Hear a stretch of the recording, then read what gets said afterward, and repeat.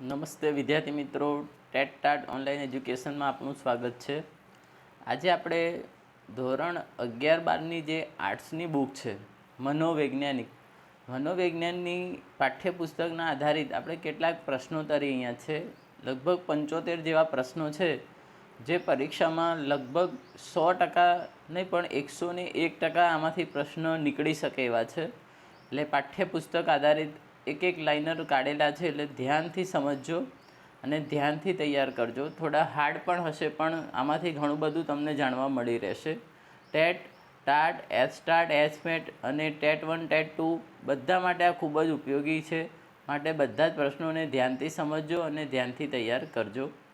તો આજનો પહેલો પ્રશ્ન છે, મનોવિજ્ઞાનને વિજ્ઞાન તરીકે પ્રસ્થાપિત કરનાર મનોવૈજ્ઞાનિક કોણ છે? મનોવિજ્ઞાનને વિજ્ઞાન તરીકે પ્રસ્થાપિત કરનાર મનોવૈજ્ઞાનિક કોણ છે અથવા કોણ હતા? તો તે હતા વિલ્હેમ વુલ્ટ।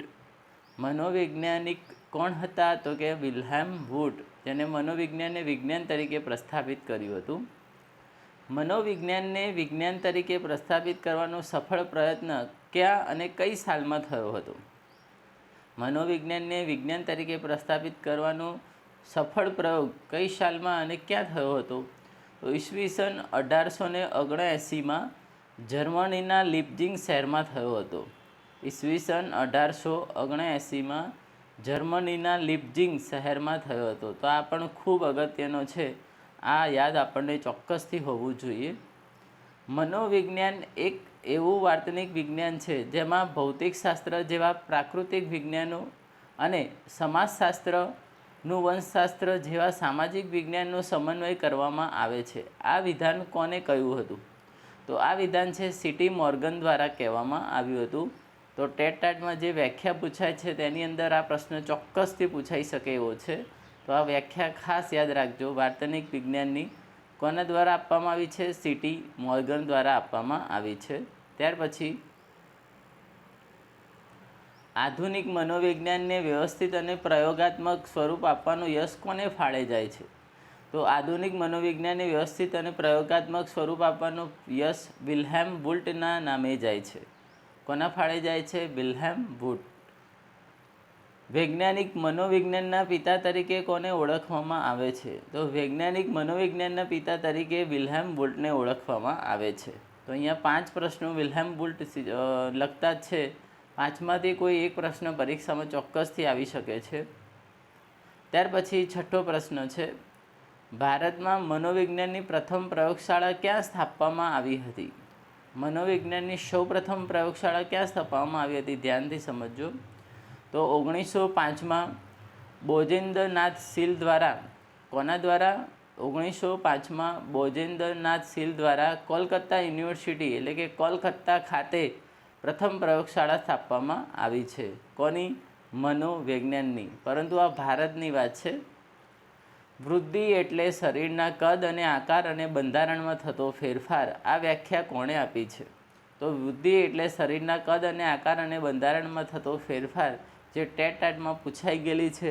તો એ વ્યાખ્યા ક્રો એન્ડ ક્રો દ્વારા આપવામાં આવી છે। યાદ રહેશે ને મિત્રો? કોના દ્વારા? ક્રો અને ક્રો દ્વારા। ત્યાર પછી વૃદ્ધિને શારીરિક પરિવર્તનોમાં જોઈ શકાય છે, તેથી વૃદ્ધિ એટલે કોષીય ગુણાકાર, આ પણ વ્યાખ્યા ટેટ ટાટમાં પૂછાઈ ગયેલી છે, જેને ફ્રેન્ડ દ્વારા આપવામાં આવી છે।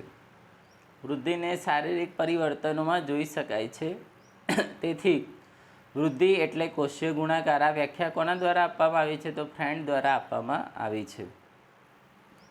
9મી, વિકાસ એ ગુણાત્મક ફેરફાર છે, પરિપક્વતાના લક્ષ્ય તરફ લઈ જતા ક્રમબદ્ધ સુસંવાદી અને પ્રયોગાત્મક ફેરફારો એટલે વિકાસ।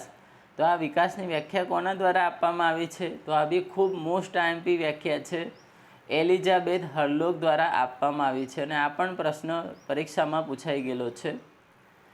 વિકાસની પ્રક્રિયા ક્રમિક પણ છે અને સતત ચાલતી પ્રક્રિયા પણ છે, તો આ વ્યાખ્યા કોના દ્વારા આપવામાં આવી છે?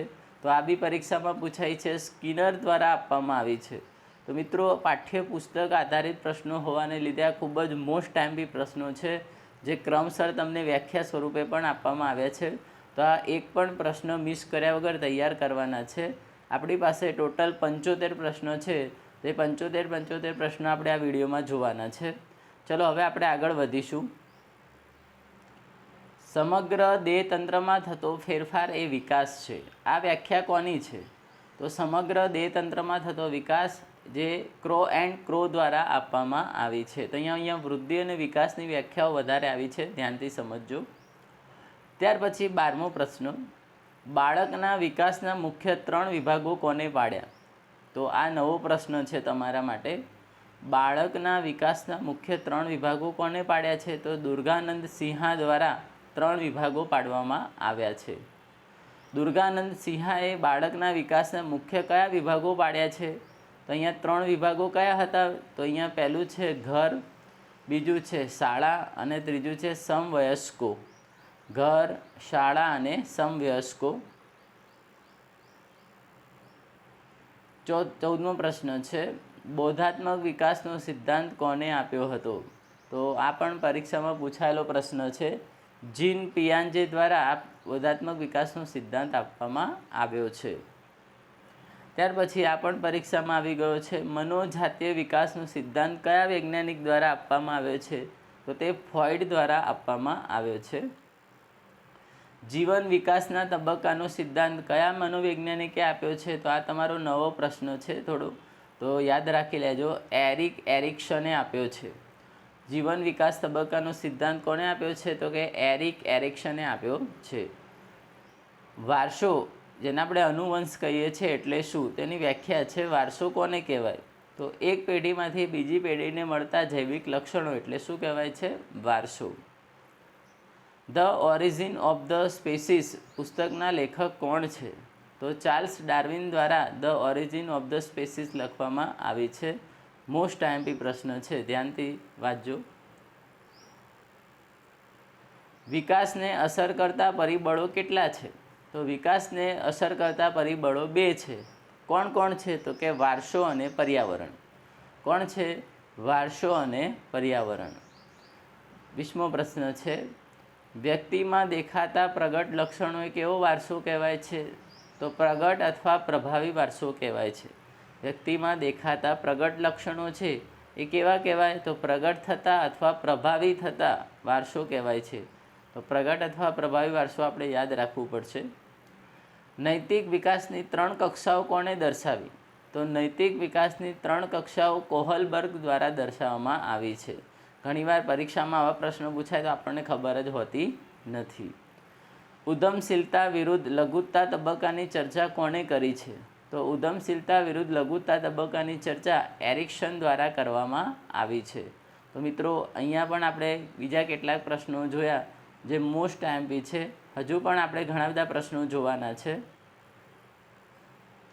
આપણા શરીરના કોષોમાં રંગસૂત્રોની કેટલી જોડ આવેલી હોય છે? તો આમ તો આ પ્રશ્ન વિજ્ઞાનનો છે, પણ મનોવિજ્ઞાન પણ વિજ્ઞાન સાથે જોડાયેલું છે. એટલે 23 જોડ રંગસૂત્રો આવેલા હોય છે.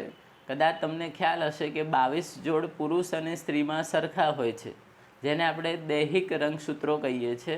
પરંતુ જે 23મા નંબરનું જે છે એક બંનેના પુરુષ અને સ્ત્રીના અલગ હોય છે, જેને આપણે લૈંગિક રંગસૂત્રો કહીએ છીએ. જેના લીધે અંડપિંડ અને શુક્રપિંડ 2 અલગ પડતા હોય છે. 24મો પ્રશ્ન છે, રંગસૂત્રો શેના બનેલા હોય છે? તો રંગસૂત્રો છે ડીએનએના બનેલા હોય છે. ડીએનએનું પૂરું નામ છે ડીઓક્સીરિબોન્યુક્લિક એસિડ. શું નામ છે? ડીઓક્સીરિબોન્યુક્લિક એસિડ, જેને આપણે ડીએનએ કહીએ છીએ. ડીએનએ ક્યાં આવેલા હોય છે? તો તે પ્રજનન કોષોના કેન્દ્રમાં જોવા મળે છે. ક્યાં આવેલા છે? તો કે પ્રજનન કોષોના કેન્દ્રમાં. ડીએનએનું મુખ્ય કાર્ય શું છે?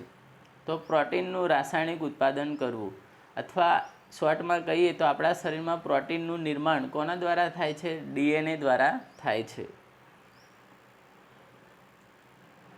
શારીરિક અને માનસિક લક્ષણોના વારસાના વાહકો તરીકે કોને ઓળખવામાં આવે છે? તો જનીન તત્વો છે આપણા શારીરિક અને માનસિક લક્ષણોના વારસાના વાહકો તરીકે ઓળખવામાં આવે છે. જનીન એટલે આપણા ડીએનએ અને આરએનએ. બાળકોને માતા પિતા દ્વારા વારસામાં મળેલા પૂર્ણજનીન તત્વો સમૂહને શું કહે છે? તો જે આપણને વારસામાં માતા પિતા તરફથી મળે છે અને આપણે જીનોટાઈપ તરીકે ઓળખીએ છીએ. તેવા જનીન તત્વોના સમૂહને શું કહેવાય છે? જીનોટાઈપ. 29મો પ્રશ્ન છે, વ્યક્તિ જેના દ્વારા ઓળખી શકાય છે એવા અવલોકિત લક્ષણોના સમૂહને શું કહે છે? તો વ્યક્તિને જેના દ્વારા ઓળખી શકાય તેવા અવલોકિત લક્ષણોને આપણે ફિનોટાઇપ તરીકે ઓળખીએ છીએ. જનીન તત્વોને જીનોટાઇપ કહેવાય છે, અવલોકિત લક્ષણોને ફિનોટાઇપ કહેવામાં આવે છે. પુખ્ત વ્યક્તિના મગજનું વજન કેટલા કિલોગ્રામ હોય છે? તો અહીંયા જે પુખ્ત વ્યક્તિ છે, પુખ્ત એટલે જવાન વ્યક્તિ, તેનું વજન છે અહીંયા 13.6 કિલોગ્રામ. અહીંયા આપણે ખાસ યાદ રાખવાનું છે, અહીંયા 1.36 એટલે કે 36 કિલોગ્રામ આપેલું છે, એ થોડી મિસ્ટેક છે એટલે એ ધ્યાનથી સમજજો. આમ તો પુખ્ત વ્યક્તિનું મગજ છે એ 13 કિલોગ્રામ જેટલું પણ હોઈ શકે છે, પણ અહીંયા પોઈન્ટમાં આપેલું છે 13.6 કિલોગ્રામ.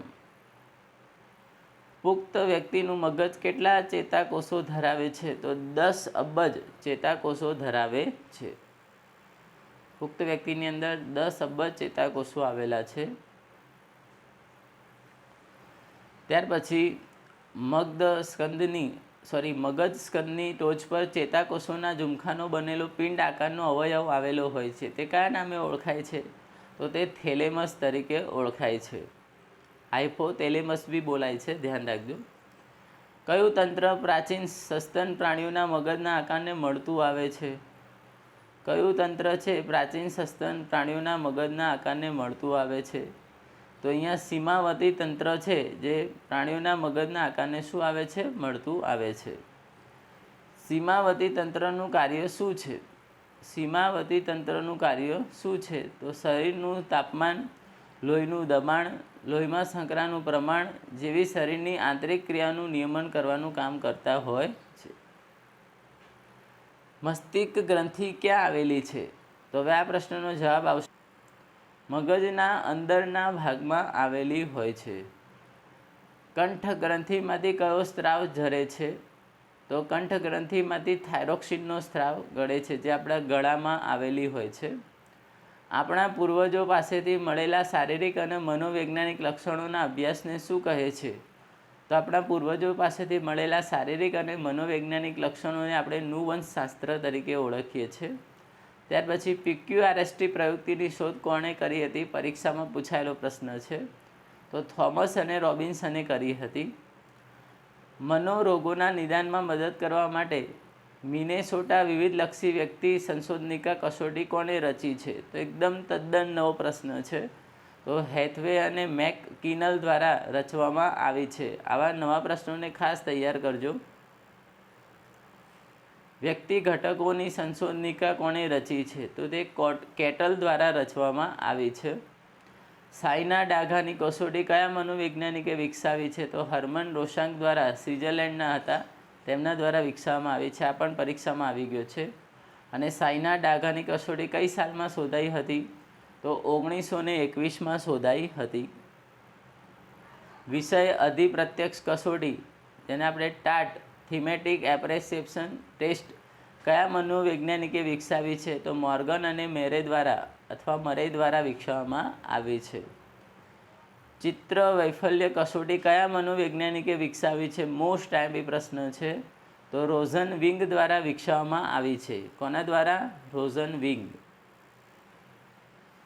વાક્યપૂર્તિ કસોટીનો સૌપ્રથમ પ્રયોગ કોના દ્વારા થયો હતો? તો વાક્યપૂર્તિ કસોટીનો સૌપ્રથમ પ્રયોગ પાઇન અને ટંડલર દ્વારા 1930માં થયો હતો. તો આવા નવા પ્રશ્નો છે એ ખાસ તૈયાર કરજો. પ્રેરણાનો શ્રેણીક્રમનો સિદ્ધાંત કોને આપ્યો છે? પ્રેરણાનો શ્રેણીક્રમનો સિદ્ધાંત કોને આપ્યો છે? તો અબ્રાહમ મેસ્લો દ્વારા આપવામાં આવ્યો છે. સિદ્ધિ પ્રેરણાનો સિદ્ધાંત કોને આપ્યો છે? તો મેકલેન્ડે આપ્યો છે. આ પણ પરીક્ષામાં પૂછાઈ ગયેલા પ્રશ્નો છે. પ્રેરણા અને સિદ્ધિ પ્રેરણા બંને પરીક્ષામાં આવી ગયેલા છે, તો ખાસ એ પણ તૈયાર કરજો. 48મો પ્રશ્ન છે, બુદ્ધિ એટલે સારી રીતે સમજવાની, સારી રીતે નિર્ણય લેવાની અને સારી રીતે તર્ક કરવાની શક્તિ. આ વ્યાખ્યા કયા મનોવૈજ્ઞાનિકે આપી છે? તો બીને અને સાયમન દ્વારા આ વ્યાખ્યા આપવામાં આવી છે, જે ટાટમાં પૂછાઈ ગયેલી છે. વ્યક્તિ જેટલા પ્રમાણમાં અમૃત રીતે વિચારવાની શક્તિ ધરાવતી હોય છે, તેટલા જ પ્રમાણમાં તે બુદ્ધિમાન હોય છે. આ વ્યાખ્યા કોને આપી હતી? તો આ વ્યાખ્યા પણ ટાટમાં આવી ગઈ છે, જે ટર્મન દ્વારા આપવામાં આવી હતી. બુદ્ધિ એટલે પર્યાવરણ કોઈપણ સંદર્ભ સાથે અનુકૂળ કરવા માટે, તેને ઘાટ આપવા માટે અથવા તેને પસંદ કરવા માટે જરૂરી માનસિક શક્તિઓ. આ વ્યાખ્યા કયા મનોવૈજ્ઞાનિકે આપી છે? તો સ્ટનબર્ગ દ્વારા વ્યાખ્યા આપવામાં આવી છે. બહુવિધ બુદ્ધિ સિદ્ધાંત કોણે આપ્યો છે? ટાટની પરીક્ષામાં પૂછાઈ ગયેલો છે, તો ગાર્ડનર દ્વારા આપવામાં આવ્યો છે. બુદ્ધિ અંગેનો ત્રિપુટી સિદ્ધાંત કોણે આપ્યો છે? તો સ્ટનબર્ગ દ્વારા આપવામાં આવ્યો છે. આયોજન, ધ્યાન અને પ્રક્રિયાનો પાસ સિદ્ધાંત કોણે આપ્યો છે? મોસ્ટ આઈએમપી પ્રશ્ન છે. પાસ સિદ્ધાંત કોના દ્વારા આપવામાં આવ્યો છે? તો જેપી દાસ દ્વારા આપવામાં આવ્યો છે. બુદ્ધિ આંકનો ખ્યાલ કયા મનોવૈજ્ઞાનિકે આપ્યો છે? તો સ્ટર્ને દ્વારા બુદ્ધિ આંકનો ખ્યાલ આપવામાં આવ્યો છે. બુદ્ધિ આંક શોધવાનું સૂત્ર કયું છે? તો બુદ્ધિ આંક બરાબર માનસિક વય ભાગ્યા શારીરિક વય ગુણ્યા 100. તો આ બી મોસ્ટ આઈએમપી પ્રશ્ન છે. જો બાળકની શારીરિક અને માનસિક વય સરખી હોય તેનો બુદ્ધિ આંક કેટલો આવશે? તો જો માણસની શારીરિક અને માનસિક, સમજો બાળક છે 14 વર્ષનો હોય તો એની શારીરિક માનસિક વર્ષ 14 વર્ષ થતી હોય તેનો બુદ્ધિઆંક 100 જેટલો આવશે. જો 6 વર્ષના બાળકની માનસિક વય 9 વર્ષ હોય તો તેનો બુદ્ધિઆંક કેટલો આવે? જો 6 વર્ષના બાળકની માનસિક વય 9 વર્ષ હોય તેનો બુદ્ધિઆંક કેટલો આવશે? તો અહીંયા આપણે સૂત્ર દ્વારા સમજાવી શકાય છે. 9 ભાગ્યા 6 ગુણ્યા 100. એટલે અહીંયા જ્યારે ભાગ ઉડાડીએ એટલે 900 ભાગ્યા 6 થશે, જેને જવાબ આવશે 150. જો 10 વર્ષના બાળકની માનસિક વય 8 વર્ષ હોય તો તેનો બુદ્ધિઆંક કેટલો આવે? તો 8 ભાગ્યા 10 ગુણ્યા 100 એટલે કેટલો આવશે? 80 આવશે. અશાબ્દિક કસોટીની રચના કોણે કરી હતી? તો રેવન દ્વારા અશાબ્દિક કસોટીની રચના કરવામાં આવી છે. પહેલી વ્યક્તિગત બુદ્ધિ કસોટી કોણે રચી હતી? તો બીને અને સાયમન દ્વારા રચવામાં આવી છે.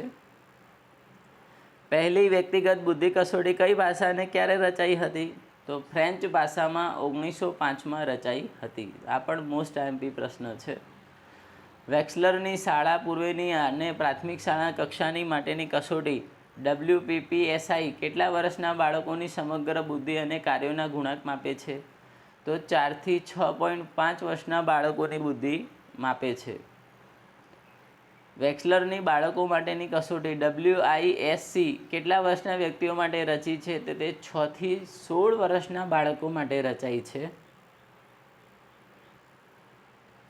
ત્યારબાદ વેક્સલરની પુખ્ત વયની વ્યક્તિઓ માટેની કસોટી આપણે જોઈ WAIS કેટલા વર્ષના વ્યક્તિઓની બુદ્ધિ માપે છે? તો તે 16 થી વૃદ્ધાવસ્થા સુધીની પુખ્ત વ્યક્તિઓની બુદ્ધિ માપે છે. તો આ પણ ખાસ યાદ રાખજો. 130થી વધારે બુદ્ધિઆંકવાળા લોકોને શું કહેવાય? તો ઉચ્ચ પ્રતિભાશાળી બાળક કહેવાય છે. 70થી ઓછા બુદ્ધિઆંકવાળા વ્યક્તિને કેવા કહેશું? તો માનસિક રીતે પછાત અથવા મંદ કે મનોદુર્બળ વ્યક્તિ કહીશું. બુદ્ધિઆંકનું વિતરણ, હવે બુદ્ધિઆંકનું વિતરણ આપણે અહીંયા જોઈશું. 130થી વધુ અતિ ઉચ્ચ બુદ્ધિ, 120થી 130 ઉચ્ચ બુદ્ધિ, 110થી 119 તેજ સામાન્ય બુદ્ધિ, 90થી 109 સરેરાશ બુદ્ધિ, 80થી 89 મંદ સરેરાશ બુદ્ધિ, 70થી 79 સીમા પ્રાંતીય બુદ્ધિ અને 70થી નીચે હોય તો માનસિક પછાત. તો આ રીતે તમારે પરીક્ષામાં બુદ્ધિઆંક અને એનું વર્ણન ખાસ મોઢે રાખવાનું છે. ટૂંકમાં કોઠો તૈયાર કરવાનો છે, જે પરીક્ષામાં પૂછાય છે. 100% આવે ને આવે જ છે. ત્યાર પછી ભારતમાં 1930માં ઉર્દૂ અને પંજાબી ભાષાઓના બુદ્ધિ કસોટીની રચનાનો પહેલો અને વ્યવસ્થિત પ્રયાસ કોણે કર્યો હતો? તો ડૉક્ટર રાઇસ દ્વારા કરવામાં આવ્યો છે. ખૂબ જ મોસ્ટ આઈએમપી પ્રશ્ન છે આ વાળો. બંગાળી ભાષામાં બુદ્ધિ કસોટીની રચના કોણે કરી હતી? તો મહાલન બીને દ્વારા બંગાળી ભાષામાં બુદ્ધિ કસોટીની રચના કરવામાં આવી છે. ગુજરાતી ભાષામાં નવી બુદ્ધિ કસોટીની રચના કોણે કરી હતી? તો ડૉક્ટર કૃષ્ણકાંત દેસાઈ દ્વારા કરવામાં આવી હતી. વિષય અધિપ્રાપ્ત કસોટી કયા મનોવૈજ્ઞાનિકે વિકસાવી છે? તો મોર્ગન અને મેરેય દ્વારા વિકસાવવામાં આવી છે. ચિત્રો દ્વારા હતાશાનો અભ્યાસ પ્રવિધિ કયા મનોવૈજ્ઞાનિકે વિકસાવી છે? તો રોઝેન જવાઇંગન દ્વારા વિકસાવવામાં આવી છે. નામ થોડું વિચિત્ર છે, યાદ રાખવું પડશે. વ્યક્તિ ઘટકોની સંશોધનિકા કોણે રચી છે? તો કેટલે દ્વારા રચવામાં આવી છે. વંશીય જૂથો પ્રત્યેના મનોવલનનું માપન કરવા માટે સામાજિક આંતરતુલના પદ્ધતિ કોણે વિકસાવી છે? તો બોગાર્ટ્સ દ્વારા વિકસાવવામાં આવી છે. અને લાસ્ટ અને અંતિમ પ્રશ્ન છે આજનો, આરોપણ સિદ્ધાંતનો સ્થાપક કોણ છે? તો ફ્રિચ હાઇડર દ્વારા આરોપણ સિદ્ધાંતનો સ્થાપક કહેવાય છે. તો આવા મોસ્ટ આઈએમપી 75 માર્ક્સના જે પાઠ્યપુસ્તકના પ્રશ્નોત્તરી છે, જે કદાચ તમે પહેલી વાર સાંભળ્યા હોય એવા પ્રશ્નો ખાસ તૈયાર કરજો. વિડીયોને 2 થી 3 વાર ડાઉનલોડ કરી લેજો. 3 વાર નહીં, 10 વાર જોવો પડે તો પણ જોજો, પણ આ જે વિડીયો લેક્ચર છે એને ખાસ તૈયાર કરજો, કારણ કે આમાંથી ઘણા બધા પ્રશ્નો પરીક્ષામાં પૂછાય છે, જેથી કરીને તમારે આખી મનોવિજ્ઞાનની આખી ચોપડી ન ફેરવી પડે ને આમાંથી શોર્ટમાં મોસ્ટ આઈએમપી પ્રશ્નો મળી રહે. તો હવે આપણે નેક્સ્ટ લેક્ચરની અંદર બીજા ટોપિકો વિશે વાત કરીશું. ત્યાં સુધી આવજો.